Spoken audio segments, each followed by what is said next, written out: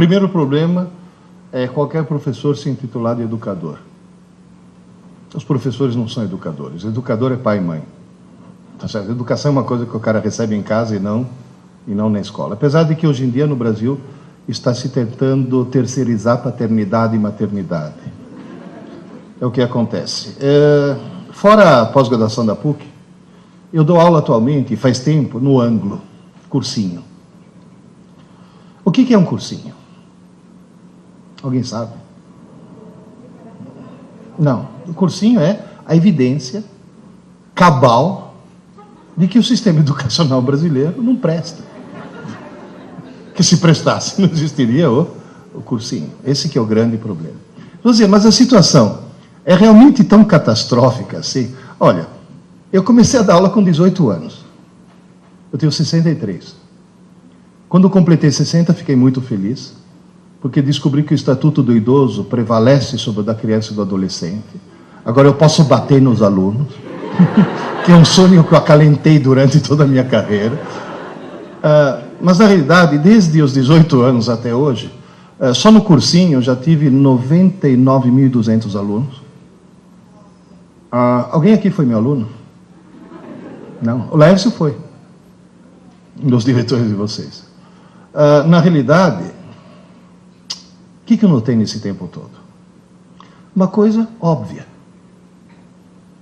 que acabou sendo evidenciada e documentada em 2003. No ano de 2003, vocês vão dizer, mas, professor, por que o senhor usa um quadro e não um computador?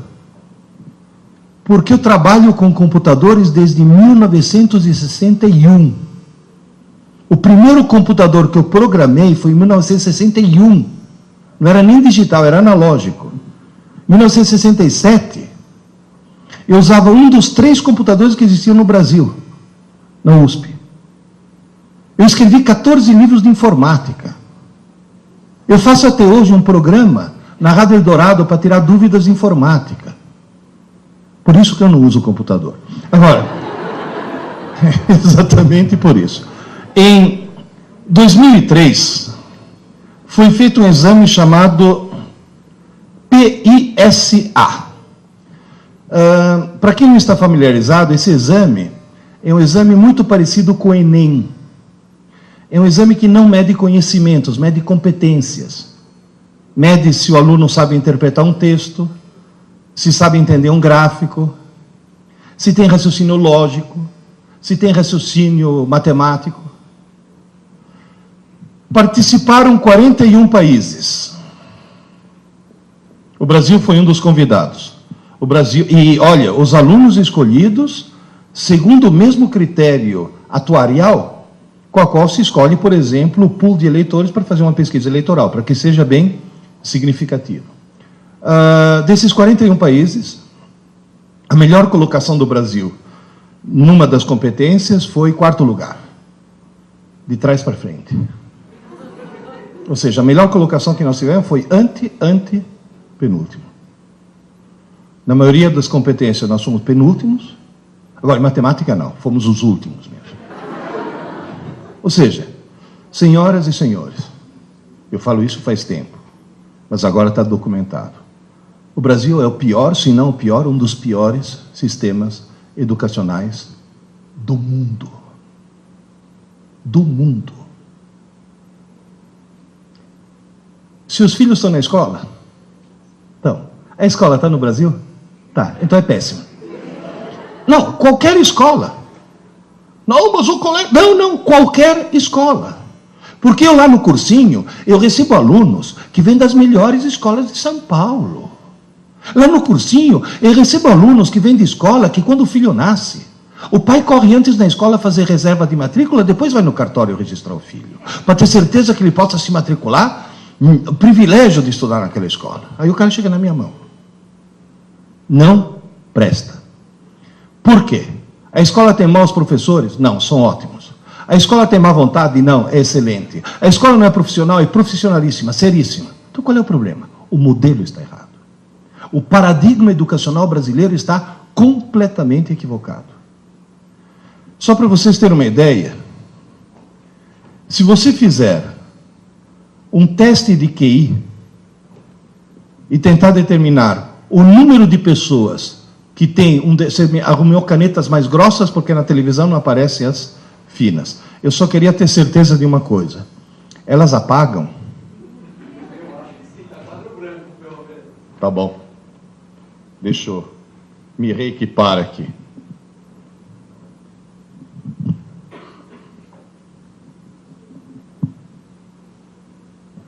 Apaga. Faz um teste de QI. Da famosa curva de Gauss. O que mostra isso? Que umas poucas pessoas têm QI, deixa eu colocar aqui, tem um QI muito baixo.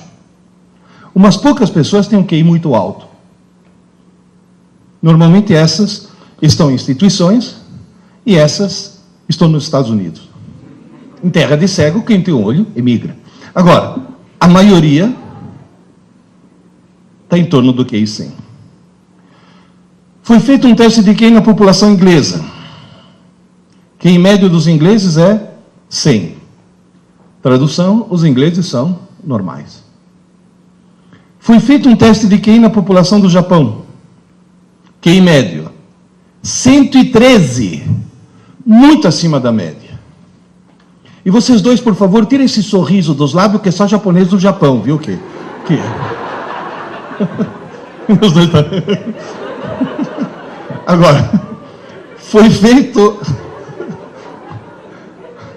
no Brasil, QI médio 87. Tem gente que fala, é mania dos Niseis voltar para o Japão, que os 13 que faltam aqui são os 13 que sobram desse jeito. Na realidade, a situação está bem catastrófica. Muito bem, esses são os sintomas. Vamos fazer o diagnóstico agora? Quais são as causas? Uma só. Uma só. No Brasil, se estabeleceu uma cultura distorcida. Aluno brasileiro, seja do fundamental, do médio, da graduação, da pós-graduação, do MBA, aluno brasileiro estuda para a prova. Ele não estuda para aprender. Ele estuda para tirar nota. Esse é o único problema. Vou dizer, mas espera aí. Como é que um estudante consegue tirar uma boa nota se não aprendeu? Veja bem, a recíproca, se ele aprender, é claro que ele tem uma boa nota. Mas no Brasil as pessoas conseguem tirar boas notas sem aprender. Esse é o único problema. Como é que alguém consegue tirar uma boa nota sem aprender? E sem colar. Porque cola é inadmissível. Se seu filho está numa escola que, ao pegar um aluno colando, tira a prova e dá 0, a escola não presta. Porque se pegar um aluno colando, tem que expulsar da escola, não dá 0. O cara quebrou um código de honra. Se você deixar uma criança desse tamanho colar, quando crescer, vira o quê? Ministro.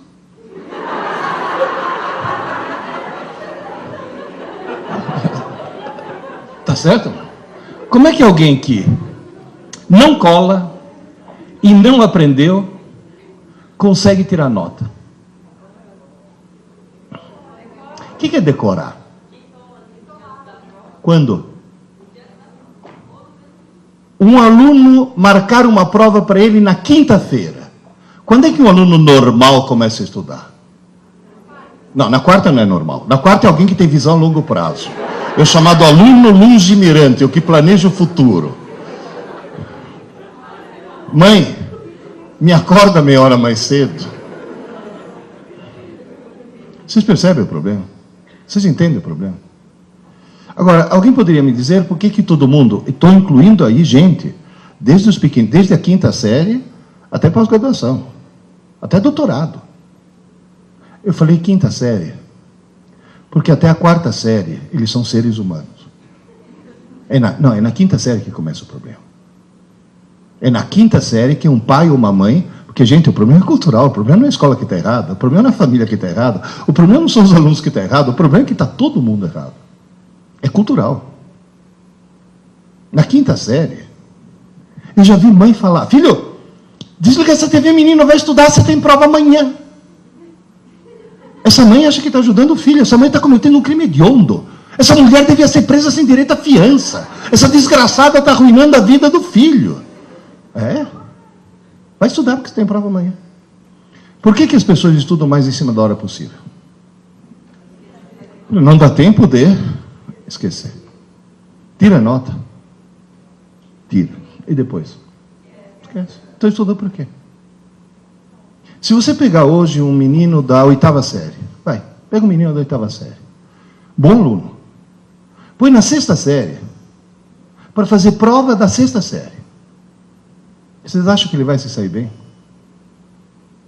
Só em matemática. Porque matemática tem uma característica diferente das outras matérias. Mas o resto vai ser uma catástrofe. Nunca vocês passaram por situações do tipo: pai, quando você estava na escola, você aprendeu trigonometria? Claro, filho. Tu me ajuda aqui, que eu estou com um problema que não consigo resolver de jeito nenhum. E você ouve a frase: ah, filho, mas faz tanto tempo. Olha, querido, se faz tanto tempo, você não aprendeu trigonometria. Você teve aula. Você teve prova. Você até tirou nota na prova de trigonometria. Você não aprendeu. Que aprender não é para o dia seguinte. Aprender é aprender para sempre. Está bem claro isso? Entenderam qual é o drama? Então, primeira tarefa que eu passo para todos vocês: nunca mais deixe seus filhos estudar para a prova. Estou falando sério.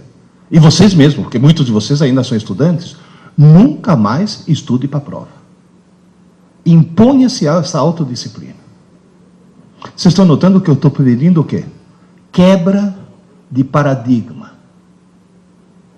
Porque na aula que eu dou de teoria geral dos sistemas, na pós-graduação, eu sempre falo: se você está perdendo o jogo, não mude os jogadores, mude as regras do jogo. Então nós temos que mudar as regras do jogo. Por que acontece no cérebro humano? Vocês me desculpem, mas como eu desenho mal, eu vou precisar de algumas linhas auxiliares. Façam de conta que isso daqui seja uma cabeça, vai. Vocês têm imaginação? Mais ou menos. Se você olhar... mais ou menos. Eu sei que parece o Schumacher, mas tudo bem. Se você olhar dentro de um cérebro, você vai notar, basicamente, eu não vou entrar em muitos detalhes, mas você vai notar, basicamente, 3 estruturas. Vamos ver se isso daqui escreve mais grosso. Número 1, número 2 e número 3. Número 1, cerebelo. Número 2, sistema límbico. Número 3, córtex. Em qualquer uma dessas estruturas, se você quiser... Obrigado. Tem um cara escondido aqui atrás. Se você quiser, em qualquer uma dessas estruturas, escrever alguma coisa, ao contrário do computador, onde o hardware é fixo, e você muda o software, se você quiser escrever alguma coisa no cérebro, você tem que mudar o hardware. Escrever no cérebro é reconfigurar redes neurais. É desligar alguns neurônios, ligar outros, mudar a força de conexão de sinapses, é mudar o circuito. Aqui, escrever é muito difícil. Mas depois que você escreveu, você não apaga nunca mais. Você sabe andar de bicicleta? Sabe? Você já tirou as rodinhas? Já passou da fase? Faz pouco tempo. Para aprender a andar de bicicleta, você levou alguns tombos? Porque foi difícil, né? Agora, você fica 30 anos sem subir numa bicicleta. Você sobe, o que acontece? Você sai pedalando. Foi muito difícil escrever. Mas agora é impossível apagar. A região número 2, chamada sistema límbico, é um lugar onde é muito fácil escrever. E é mais fácil ainda apagar. Você escreve, apaga. Escreve, apaga. Escreve, apaga. Seria equivalente num computador à memória RAM. É um rascunho. É uma memória extremamente pequena e extremamente provisória. Tão provisória que você é capaz de esquecer coisas que colocou lá 2 minutos antes. Já aconteceu com algum de vocês de estar sentado na sala, levantar e ir até a cozinha, parar no meio da cozinha e ficar feito um idiota se perguntando: o que eu vim fazer aqui, meu Deus do céu? E uma coisa que você colocou 2 minutos antes. E o que você tem que fazer para lembrar? Voltar e ficar na mesma posição. Quer dizer, você fala: eu tenho sérios problemas mentais, né? Ou seja, tem mesmo. Ou seja, dentro de cada um de nós mora um idiota. Que é o primeiro que acorda de manhã cedo. Repara que de manhã cedo você faz um monte de bobagem. Quando o cara acorda, que você fala, tá sonado, não é que o idiota está no controle. Então você vê cara calçar 2 meias no mesmo pé. Eu já vi cara atender o telefone no controle remoto da TV. Bom, de manhã cedo eu já escovei os dentes com hipoglós. Tem alguns aqui que estão rindo porque já escovaram os dentes com creme de barbear, que vem bisnaga, né? Então, na realidade, você faz muita bobagem, por quê? Porque dentro de cada um de nós mora um idiota. Agora, qual é a boa notícia? No córtex, que seria essa região número 3, não é nem fácil nem difícil escrever, é esquisito. É muito esquisito. Por quê? Porque para escrever alguma coisa aqui no córtex, você tem que pegar algumas redes neurais, você tem que desconectar algumas coisas e criar outras. Você tem que mudar o circuito do cérebro. E você não consegue fazer isso enquanto o cérebro estiver funcionando. Seria como tentar trocar o pneu de um carro com o carro em movimento, ou tentar trocar as velas do motor com o motor funcionando. Mas tem uma vantagem: isso daqui equivale a um HD. Ou seja, é uma memória enorme e permanente. Só para vocês terem uma ideia, já que o mundo é da informática, um córtex humano equivale aproximadamente a uma rede de 5.000 computadores. Em primeiro lugar, parabéns para o engenheiro, que colocar 5.000 computadores num 1,5 litro, isso sim que é nanotecnologia. Em segundo lugar, sabe o que quer dizer isso? Que todo mundo, no fundo, é um gênio. Alguns bem no fundo, mas todo mundo é um gênio. Se alguém estudar 10 horas por dia, 10 horas por dia, todos os dias da semana, todas as semanas do ano e todos os anos de sua vida, a pessoa consegue esgotar a capacidade de armazenamento e processamento de seu córtex em aproximadamente 4 séculos. Está certo que a expectativa de vida aumentou, mas eu estou falando em 4 séculos. No máximo, quanto que alguém vai viver? 4 séculos significa o quê? Que todos nós vamos morrer com pelo menos 3/4 da inteligência que ele nos deu ainda a ser desenvolvida. Agora, esse maravilhoso computador tem um defeito. Não tem manual de instruções. E as pessoas usam muito mal. Quer ver? A hora que você vai fazer uma prova e estuda o mais em cima da hora possível, você está colocando as informações do idiota ou no gênio? No idiota. Você vê aluno entrar na sala de aula para fazer prova, o cara entra assim, sem chacoalhar a cabeça. Se você chamar o cara e falar: ô Zé, que foi? Pronto, agora embaralhou tudo, agora eu vou ter que estudar de novo. E o pior de tudo é que o desgraçado tira a nota e depois esquece tudo. Vamos dizer, senhor, qual é a chave? Como é que se conserta esse processo? É a coisa mais simples do mundo. A coisa mais simples do mundo. É levar em conta, fato número 1. Número 1. Ninguém escreve nada na parte nobre do cérebro enquanto o cérebro estiver funcionando. Enquanto o cérebro estiver em funcionamento, o idiota obtém informações do gênio, mas o gênio não obtém nenhuma informação nova. Portanto, todas as informações que entram na tua mente, na mente do teu filho, durante o dia, enquanto o cérebro estiver em funcionamento, todas elas entram no sistema límbico, na RAM, na memória provisória. Só que como essa memória é pequena, o que acaba acontecendo? Vai saturando, saturando, saturando. Quando chega no fim do dia, a reação do teu corpo qual que é? Sono. Sono não é corpo cansado, é cérebro saturado. É o cérebro falando, pelo amor de Deus, desliga o motor que eu preciso trocar as velas. Pelo amor de Deus, para o carro e precisa trocar o pneu. Aí você dorme. Se você colocar eletrodos no cérebro de alguém, você vai notar uma coisa mais ou menos assim. Dormiu. De repente, você fala, acordou. Não, está dormindo ainda. De repente, agora acordou. Não, paradoxalmente está dormindo. Tanto é que esse sono daqui é chamado sono profundo e esse é chamado sono paradoxal.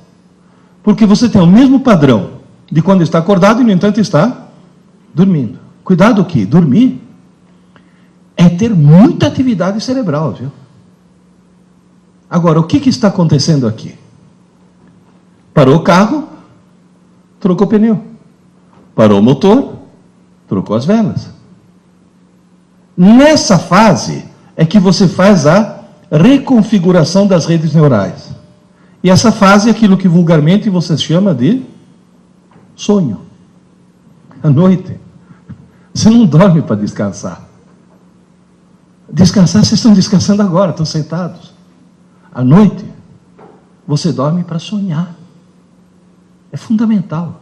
E você sonha para resetar o cérebro. Porque enquanto você está sonhando, é o momento no qual você está desentupindo a tua RAM. Quem já passou uma noite em claro sabe muito bem que no dia seguinte acorda meio abobado. 2 ou 3 noites em claro produzem o quê? Alucinações. O que é alucinação? É sonhar de olhos abertos. Tamanha necessidade do cérebro de sonhar. O pessoal de direitos humanos que está criticando os americanos lá em Guantánamo foram visitar, os presos estão intactos. Ninguém tocou neles e eles sofreram. O pior tipo de tortura que alguém pode ter. Privação do sono. Mas o que faz falta no sono não é o sono em si, é o sonho. Você sabe que falta de sonho pode enlouquecer. Pode provocar danos permanentes. E durante esse processo, o que acontece? Você vai dizer, e o conteúdo do que estava aqui? Uma parte vai para o lixo. E não é como no Windows, que antes pergunta, você tem certeza? É direto. E o ponto-chave é esse. Se durante o dia foram abertas algumas portas, cuidado, não foi escrito nada, mas foram abertas as portas. Alguma coisa vem aqui, e isso você não esquece nunca mais. Repito, nunca mais. Agora, isso você pode dizer, isso eu aprendi. Porque daqui a 20 anos está lá ainda. Isso daqui, nunca mais. Até aqui está claro? Professor, o que o senhor aprendeu com os seus quase 100 mil alunos? 2 coisas. Primeiro, que um idiota, no meio de idiotas, pensa que é normal. Portanto, no Brasil, a coisa mais perigosa que existe é falar, mas todo mundo é assim. Cuidado. Eu gostaria muito que, para seus filhos sobreviverem nesse século que vem aí, que vocês conseguissem transformar seus filhos em exceção e não em regra. Segunda coisa que eu aprendi. Na cabeça de um aluno normal, toda noite, o que vai para o lixo? As aulas. E o que vai para a memória permanente? As abobrinhas. Se seu filho tem uma aula de geografia fantástica, e no meio da aula o professor de geografia contar uma piada, depois de 3 meses, o que ele lembra da aula? Da piada. Isso não é um defeito. Isso é uma consequência, sabe do quê? Do fato de que quem decide o que vai para o lixo e o que vai para a memória permanente não é uma rotina racional, é uma rotina emocional. Moral da história. Vocês já notaram que tem matérias que as crianças aprendem e matérias que eles não aprendem? E você vai olhar as que eles aprendem, o professor é simpático, e aquelas não aprendem, o professor é antipático. Então não é a matéria em si, é a carga emocional que é colocada em cima disso. O professor tem que ser simpático. Não tem aquele papo do professor, não, porque eu ensino, mas comigo nem mais. Não, senão não é professor. É a única maneira que funciona. Agora, na realidade, como é que eu faço para que, em vez das aulas irem para o lixo, as aulas vão para a memória permanente? Eu não descobri nada. Quem descobriu isso sem querer, repito, sem querer, foram 4 engenheiros. Há 60 anos atrás, 4 engenheiros resolveram fundar um cursinho. 4 engenheiros. Não tinha nenhuma pedagoga no processo. Ao montar o cursinho, se defrontaram de cara com um problema. A primeira aula é em março, o vestibular é em dezembro. Se aquela aula que foi dada em março for parar no lixo, não é em dezembro que o cara vai recuperar. Agora, qual é a principal característica de um engenheiro? Tem algum engenheiro presente aqui? Você é engenheiro. O engenheiro é alguém que recebe um treinamento para quê? Para resolver problemas. Todo problema de engenharia é um problema. Agora, o que o engenheiro faz para resolver o problema? Determina quais são os parâmetros do problema. Como é que o engenheiro conta história para o filhinho dormir? Sejam 3 porquinhos, P1, P2 e P3, e um lobo mau, L índice M. Ou seja, ele determina antes os parâmetros. Esses caras diagnosticaram o problema. Falei, e agora, como é que eu faço? Se toda noite o que foi dado durante o dia é desmanchado durante a noite. E cuidado, hein? Gente, estou falando em ritmo circadiano. Isso é um processo que acontece toda noite. E à noite, o teu cérebro e o teu corpo é vampiro, vira uma outra coisa. E funciona. Deixa eu ver a quantidade de cabelos brancos que tem por aqui. Tem alguém aqui que toma Lipitor? É um remédio contra o colesterol alto. Sabe qual é a primeira recomendação dessas estatinas todas? Tome à noite. Porque se você tomar de manhã, não serve para nada. É só o metabolismo noturno que faz com que aquilo tenha algum efeito. O que esses engenheiros descobriram? Um slogan de 4 palavras. 4. Eu tomei a liberdade, depois de entender o porquê, de acrescentar a 5ª. Aula dada é aula estudada hoje. Aula dada, aula estudada hoje. Tão simples. Estudar pouco, mas todo dia. Pouco. Pouco. Porque esse pouco o que é? Matéria de uma manhã. Mas todo dia. Aula dada, aula estudada hoje. Os meus alunos no cursinho estudam todo dia. Os coitados não estudam pouco, porque descobriram que jogaram na lata do lixo pelo menos 7 anos de escola, e agora em 10 meses vão ter que estudar muito. Mas se seu filho está numa escola regular, é só criar nele o hábito de estudar todo dia. Se seu filho assiste aula de manhã, ele estuda à tarde. Se seu filho assiste aula à tarde, tem que estudar à noite. E não na manhã seguinte. Antes que se passe uma noite de sono. E se algum de vocês assiste aula à noite, vai ter que dormir 40 minutos mais tarde. Senão você está jogando as aulas na lata do lixo. Porque quem está falando é alguém que fez todo o curso de física na USP à noite, porque de dia eu tinha mulher e filha para sustentar.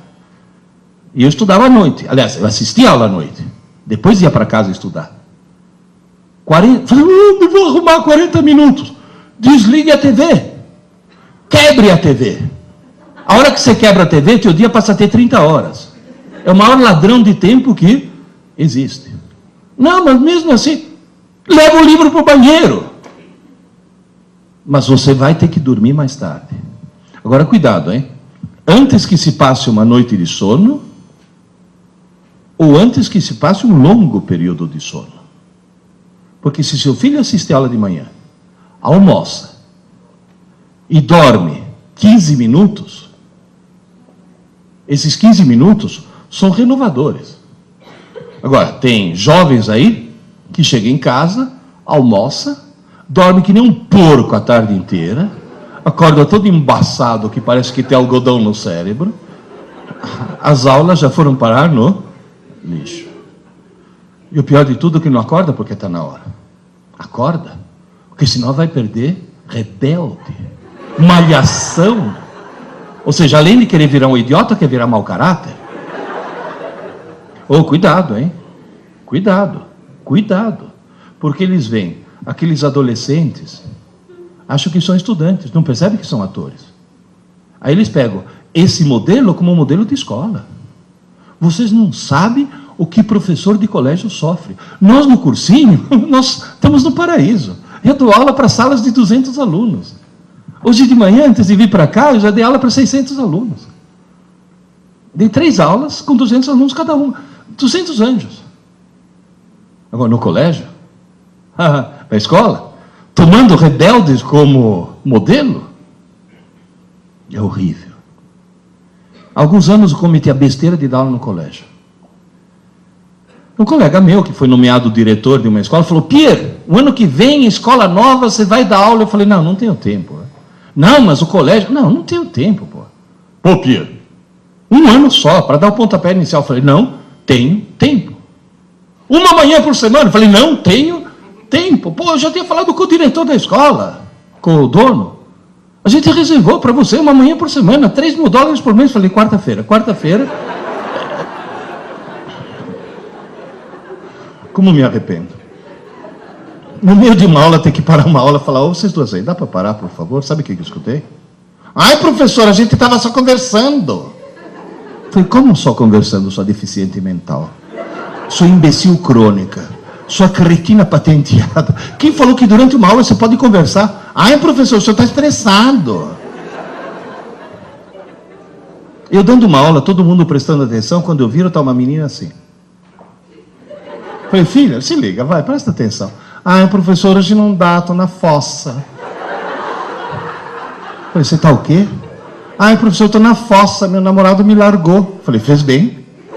Fez bem, porque se teu namorado não tivesse te largado, você correu o risco de casar com ele, ter filhos e propagar o gene da estupidez gerações afora. Alguém que assiste ela assim não pode se reproduzir. Você vai poluir o pool genético da humanidade.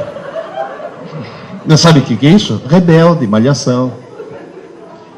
Há alguns anos atrás, acho que uns 3 anos atrás, o coordenador do Angus chegou para mim e falou, Pierre, você se importaria se a Rede Globo interrompesse tua aula 8 minutos?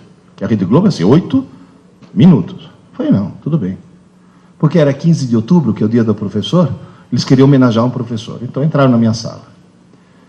No meio da aula, luzes, câmera, ação. Entra toda a parafernália da Globo, a Ana Maria Braga, e no monitor veio o Louro José.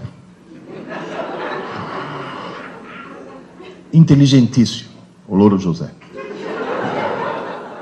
Aí a Ana Maria ficou lá, fez pergunta, conversou comigo, conversou com os alunos, ficou 8 minutos, 10 minutos, 15 minutos, meia hora. Derrubou a entrevista no estúdio, derrubou tudo, só ficou lá. Porque o ponto estava dizendo, fica aí que o Ibope está subindo, fica aí que a audiência está subindo, porque sabe que a televisão é movida a audiência. Por quê? Porque dezenas de milhares de mães estavam vendo 150 alunos se comportando como seres humanos.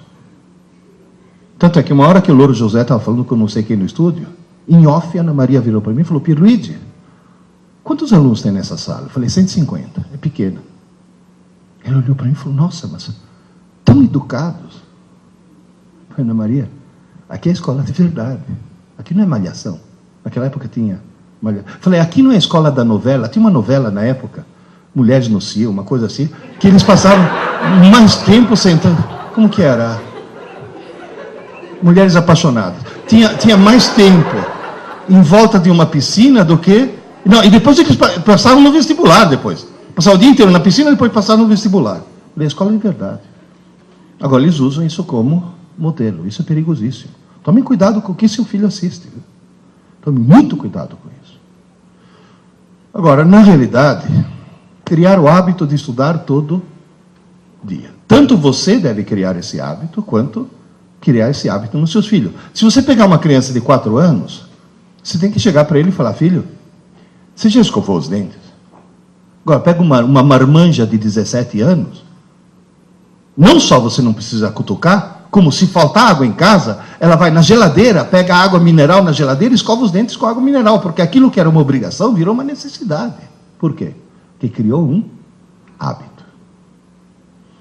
Se alguém tiver filho nenê, que dorme no colo ainda, faz dormir nesse ritmo, e dá tempo de falar, aula dada, aula estudada, aula dada, aula estudada. Quanto menor, melhor. Criar o hábito de estudar todo dia. Segunda coisa, extremamente importante, que é papel dos pais também, entre outras coisas, é arrancar um pouco o seu filho do mundo virtual. Ontem, quando foi? Segunda-feira, segunda-feira, quando deu 8 horas, os alunos saíram no pátio, voltaram para a sala de aula, e na aula que eu ia dar, às 8 horas, um monte me olhou espantado e falou, professor, a lua. Falei, o que tem a lua? A lua. Falei, e o que tem a lua? Falei, dá para ver a lua. Falei, sim, claro, é quarto minguante. Falei, mas de dia? Falei, como de dia? Você nunca viu a lua de dia? Não. O cara nunca, te juro, o cara chegou e falou, mas a lua não aparece só à noite. Sabe o que é isso? Eles passam horas na frente da TV, horas na frente do game, horas na frente do computador, com esse maldito MSN, eles perderam contato com o mundo real. Eles não sabem mais o que é o mundo real. TV imbeciliza. Você está grávida? Você te sentiu enjoo nas primeiras semanas de gravidez? Você sabia que na década de 50 foi inventado um remédio maravilhoso que a mulher tomava e não sentia enjoo? Chamava talidomida.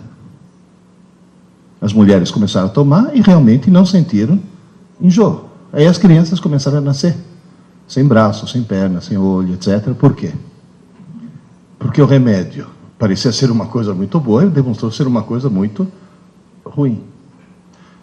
Queridas e queridos, a televisão é a talidomida intelectual do século XX.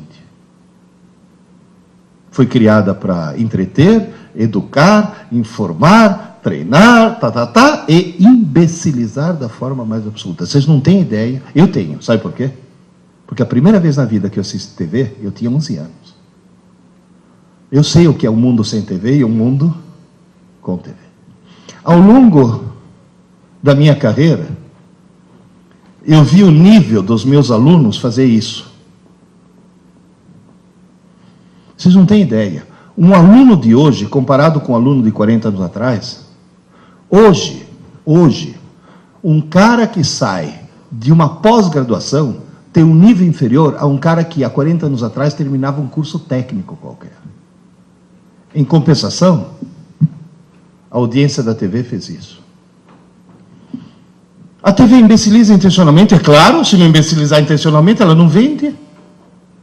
Ninguém que tenha mantido um mínimo de equilíbrio mental, um mínimo de sanidade, jamais compraria um cinturão elétrico que dá choques absolutamente inúteis e inofensivos e acha que isso vai acabar com a barriga.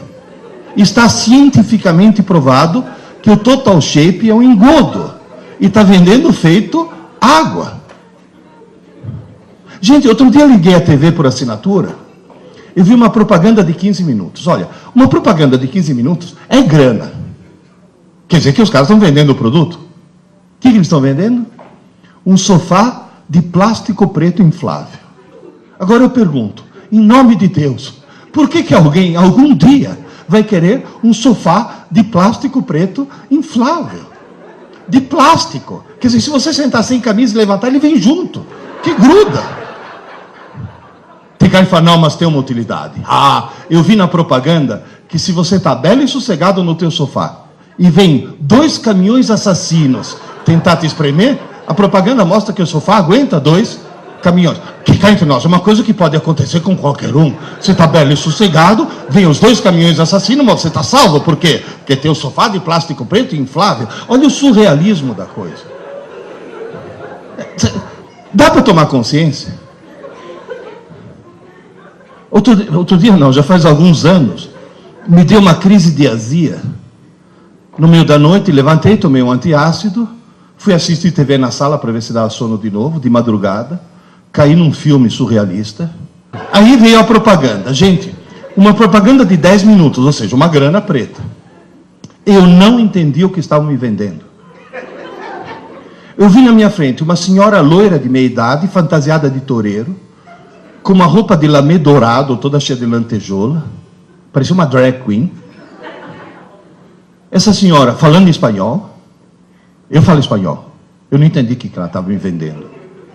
Aí lá pelas tantas, ela senta num trono, no meio de 2 tochas acesas, e encerra a propaganda olhando para mim e falou, ligue já, ligue já. Eu já falo, mas ligue já? Por quê? O que essa senhora quer, meu Deus do céu? Aí eu fui investigar, fiquei curioso, né? E descobri que não é uma senhora, é um híbrido. Se você pegar Hebe Camargo e Calbi Peixoto e fizer a síntese, você obtém um tal de Walter Mercado, não sei se já ouviram falar, que é surrealista aquilo. Agora, o que é de estranhar não é ter uma coisa estranha na TV. Que coisa estranha tem na TV do mundo inteiro. Nos Estados Unidos, quanto mais estranho e mais pervertido, maior ibope. Ou seja, na realidade, quanto mais esquisito for, para a televisão é melhor. Agora, sabe o que é de estranhar? Esse tal de Walter Mercado, que já esteve no Brasil, depois foi para a Colômbia, Venezuela e Argentina, agora está na Espanha. Ele fatura uma média de 240 milhões de dólares por ano. O que preocupa é que quando ele fala liga já, as pessoas... Ué, o ano passado, a Rede Globo não conseguiu fazer com que 32 milhões de trouxas, pagando, ligassem para o paredão do Big Brother.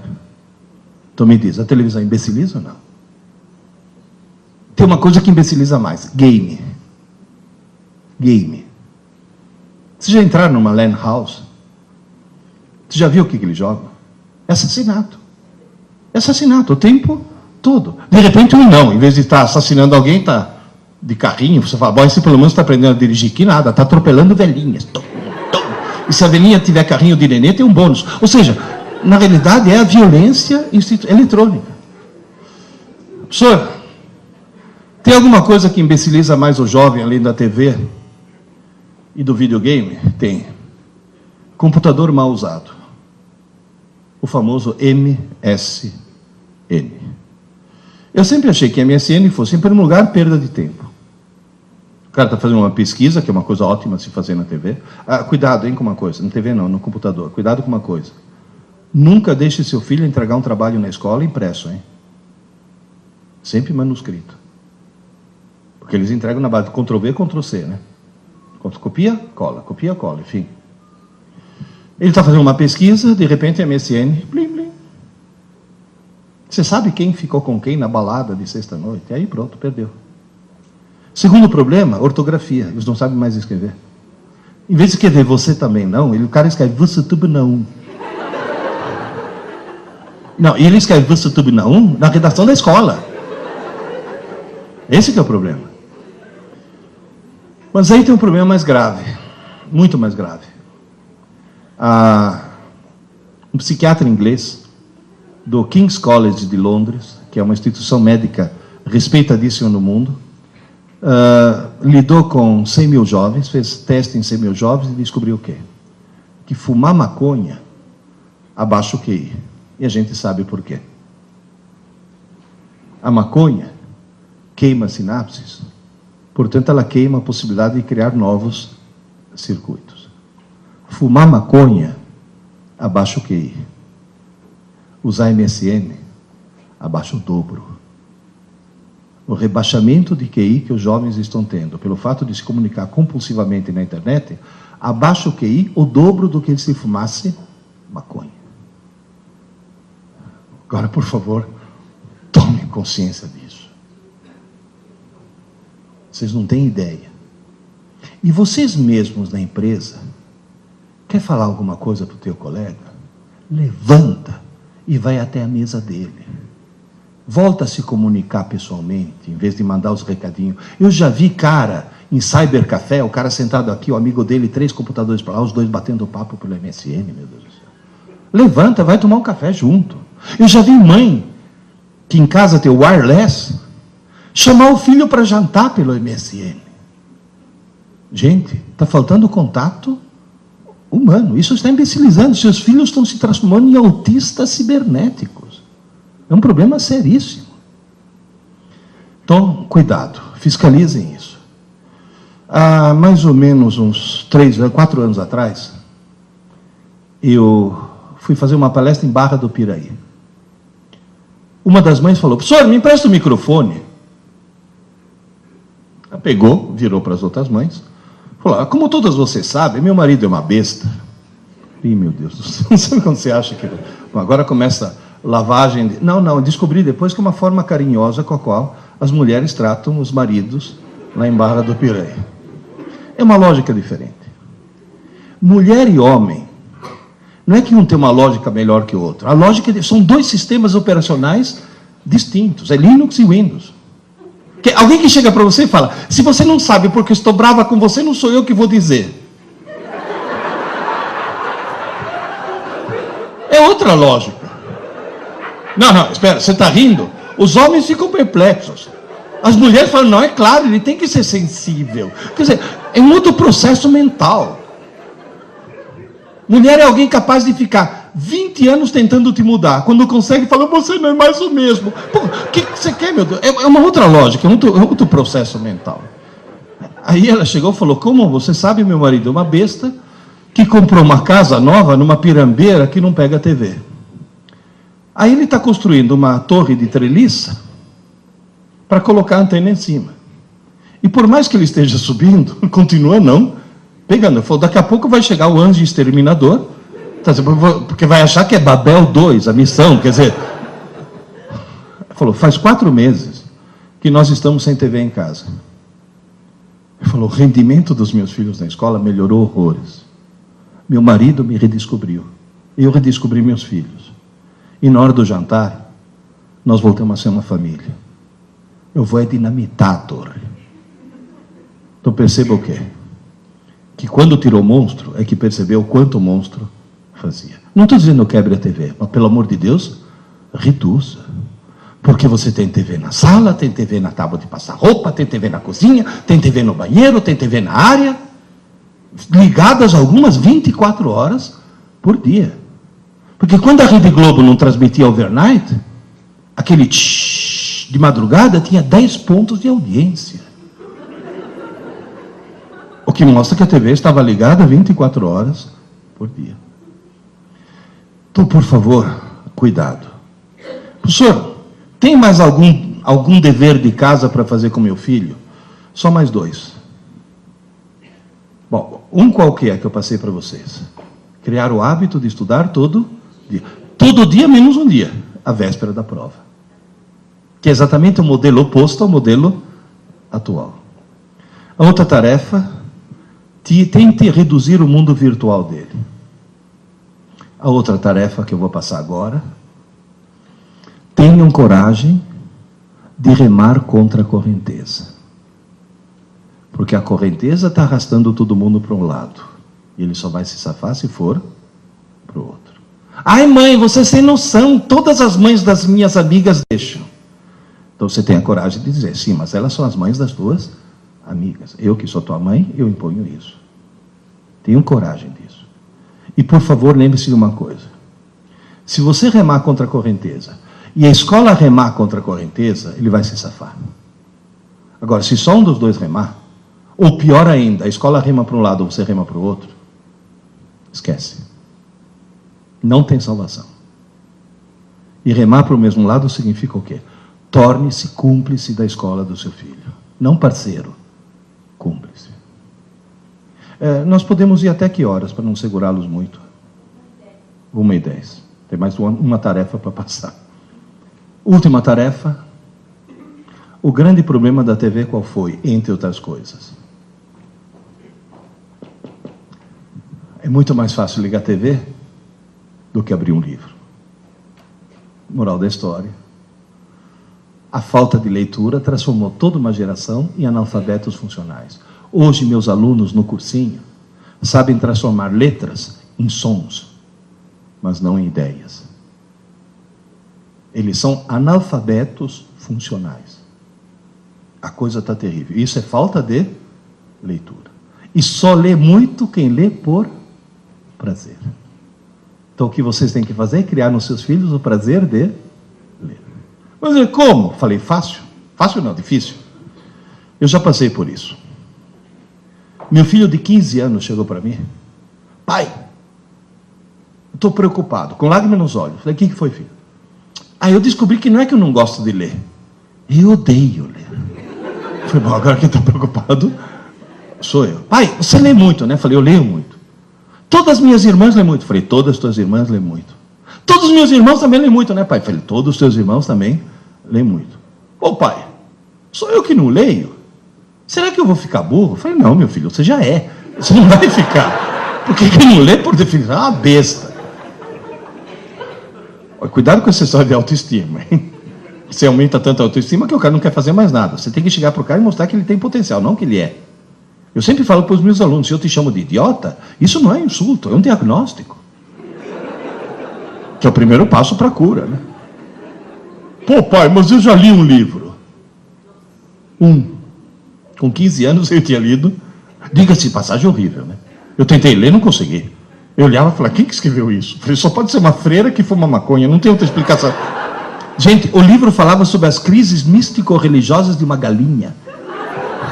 No meio do livro, por uma escada de luz, descia o arcanjo galo. Eu falei, não, isso é jogo duro, pelo amor de Deus, né? Isso já é delírio tremens, né? Bom, a moral da história, eu falei, Adriano, não estou pedindo para você ler um livro. Estou pedindo para você criar o prazer de ler. Pô, como? Eu falei, fácil. Foram escritos milhões de livros no mundo. Um foi escrito para você. Falou, qual? Eu falei, não sei. Falei, como é que eu faço? Eu falei, simples. Comece a ler um livro qualquer. Tá chato? Para. Falei, para? Eu falei, para. Porque a tua tarefa não é ler um livro, é descobrir o teu livro. Se tá chato, não é teu livro. Começa outro. Tá chato? Para. Começa outro. Tá chato? Para. Qual é o defeito da escola? Tá chato? Continua. Vai cair na prova. Por isso que a escola, em vez de criar o prazer pela leitura, cria o ódio pela leitura. Por isso são vocês que têm que criar o prazer. Tá chato, para. Tá chato, para. Eu falei, sabe o que vai acontecer, filho?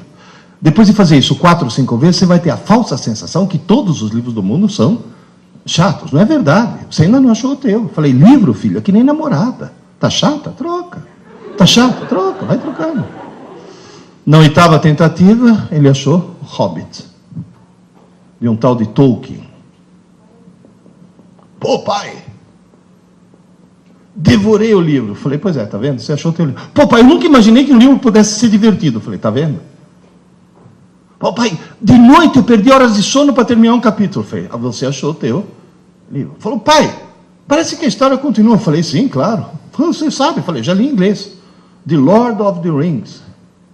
Falei, em português deve ser o Senhor dos Anéis, o Mestre dos Anéis. Ou compra para mim. Falei, vamos embora. Procurei em tudo que é livraria de São Paulo, não achava.